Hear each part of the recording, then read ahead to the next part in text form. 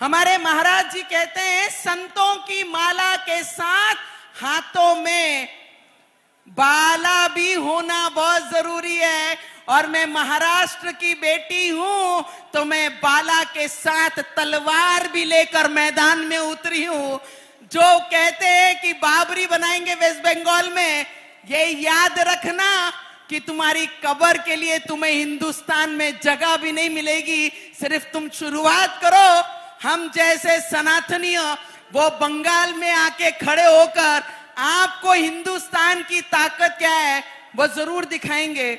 नमस्कार, women's 24 channel मध्ये आपल्या सर्वांचे स्वागत आहे। महाशिवरात्रीच्या पावन पर्वावर बागेश्वर धाम सरकार येथे बुंदेलखंड का महाकुंभ सप्तम सामूहिक कन्या विवाह सोहळा अत्यंत भक्तिमय आणि उत्साहपूर्ण वातावरणात पार पडला। परमपूज्य पंडित धीरेंद्र कृष्ण शास्त्री महाराज यांच्या आशीर्वादाने आयोजित या भव्य सोहळ्यात 300हून अधिक कन्या पवित्र विवाह बंधनात अडकल्या। देश विदेशातील अनेक मान्यवर आणि संतांच्या उपस्थितीत हा विवाह सोहळा संपन्न झाला। समाजातील गरजू कुटुंबासाठी आधार ठरणाऱ्या या उपक्रमाची सर्वत्र प्रशंसा होत आहे। 2011 साली 3720 जोडप्यांचा विश्वविक्रम घडवणाऱ्या भव्य सामूहिक विवाह सोहळ्याचे यशस्वी आयोजन केल्याबद्दल नवनीत राणा आणि रवी राणा यांचा विशेष सन्मान करण्यात आला। यावेळी त्यांनी सर्व नवदाम्पत्यांना आशीर्वाद देत हार्दिक शुभेच्छा दिल्या। याच प्रसंगी पंडित धीरेंद्र कृष्ण शास्त्री महाराज यांनी लवकरच अमरावती येथील हनुमानगडी येथे जाऊन हनुमानजींचे दर्शन घेणार असल्याचे सांगितले।